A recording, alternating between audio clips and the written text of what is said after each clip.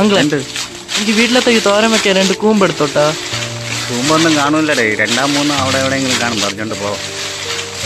വാ നമുക്ക് അവിടെ പോയി നോക്കാം. എടേ അങ്ങേ 2 എണ്ണമല്ലേ പറഞ്ഞേ, നമുക്കൊരു 5 6 എണ്ണമെങ്കിലും എടുക്കണം. വാ പെട്ടെന്ന് വാ. എടേ ഇതാ ഒരു കൂമ്പ് കിടക്കുന്നു. ഇത് വെള്ളത്തിൽ കിടന്ന് ചീഞ്ഞ കൂമ്പ്, ഇത് കൊള്ളൂല.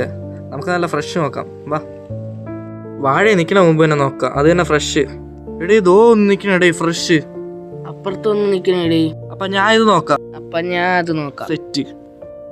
ഇതിപ്പോ എങ്ങനെ പറിക്കും? ഈ കൂമ്പാണെങ്കിൽ ഒടുക്കലത്ത ഹൈറ്റിലും. എന്നെ കൊണ്ട് ഇത്ര ഹൈറ്റിലും കയറാൻ വയ്യ.